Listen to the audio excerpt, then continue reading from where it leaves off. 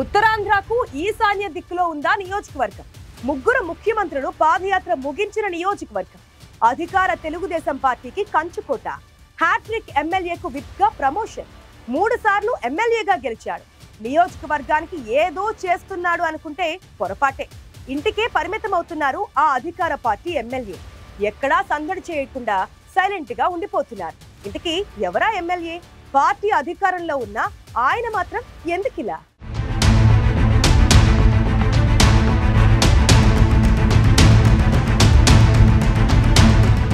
ఉత్తరాంధ్రలోని శ్రీకాకుళం జిల్లా ఇచ్చాపురం అంటే ఠక్కున గుర్తుకొచ్చేది ముగ్గురు అధినేతలు తమ పాదయాత్రలకు ముగింపు పలికిన నియోజకవర్గం.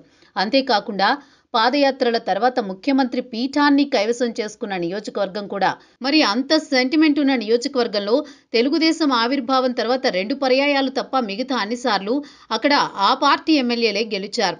2019 వైసీపీ ప్రభంజనంలో కూడా ఇచ్చాపురం నియోజకవర్గంలో సైకిల్ పార్టీయే గెలిచింది. కంచుకోట లాంటి నియోజకవర్గంలో హ్యాట్రిక్ విజయాలు సాధించిన టీడీపీ ఎమ్మెల్యే బెందాళం అశోక్ విషయంలో నియోజకవర్గ ప్రజలతో పాటు జిల్లా ప్రజలు కూడా పెదవి విరుస్తున్నారు.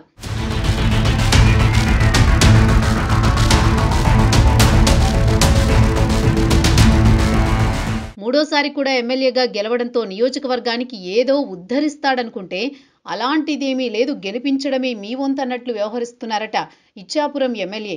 కొన్ని నెలల క్రితం సామాజిక సమీకరణాల్లో భాగంగా బెందాళం అశోక్కు ప్రభుత్వ విప్గా ప్రమోషన్ కూడా వచ్చింది. విప్ హోదాలో జిల్లా రాజకీయాలను శాసిస్తారనుకుంటే ఆయన ఏమాత్రం మారడం లేదని పార్టీ శ్రేణుల్లో గుసగుసలు వినిపిస్తున్నాయి.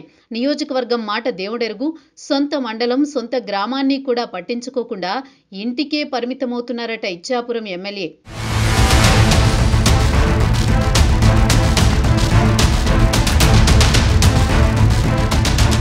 ఇచ్చాపురంలో సరైన ప్రత్యర్థి లేకపోవడం వల్లే అదృష్టం కలిసొచ్చి అశోక్ వరుసగా గెలుస్తున్నారన్న చర్చ కూడా నడుస్తోంది. ఆయన్ని 3 పర్యాయాలు గెలిపించుకున్న ఇచ్చాపురం నియోజకవర్గ ప్రజలు మాత్రం దీనిపై మదన పడుతున్నారట. ప్రభుత్వ విప్గా ప్రోటోకాల్ ఉంటుంది, ఆ హోదాలో నియోజకవర్గ సమస్యలు తీర్చుస్తారని ప్రజలు ఆశపడుతుంటే ఆయనేమో నియోజకవర్గానికి దూరంగా విశాఖలో ఉంటున్నారని పార్టీ శ్రేణులే చెవులు కొరుక్కుంటున్నాయి. 3 సార్లు గెలిచిన అధికార పార్టీ ఎమ్మెల్యే ఉంటే అభివృద్ధి పరుగులు పెట్టాలి, కానీ అలాంటి ఆశలు ఏమీ పెట్టుకోవద్దన్నట్లే ఉంది బెందాళం అశోక్ వ్యవహారం.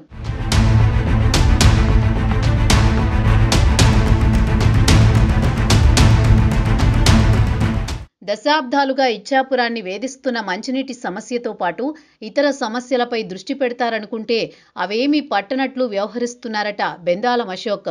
పక్కనే ఉన్న ఒడిషా పరిధిలోని బరంపురం వంటి ప్రాంతాలు అభివృద్ధిలో పరుగులు పెడుతుంటే సిక్కోలు జిల్లాలోని చిట్ట చివరి నియోజకవర్గం శివారు కాలనీల కన్నా అధ్వాన్నంగా తయారైందని మండిపడుతున్నారు స్థానికులు.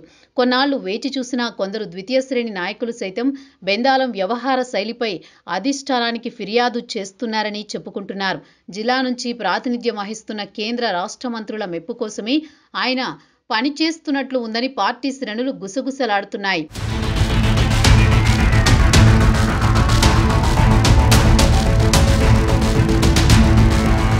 శ్రీకాకుళం జిల్లాలో బలమైన సామాజిక వర్గాల్లో కాళింగ కూడా ఒకటి. ఆ సామాజిక వర్గం నుంచే బెందాళం అశోక్ని విప్పుగా నియమించారు అధినేత చంద్రబాబు. ప్రజలను మెప్పించలేకపోయినా సొంత నియోజకవర్గానికైనా ఏమైనా చేస్తున్నారా అంటే అది లేదు.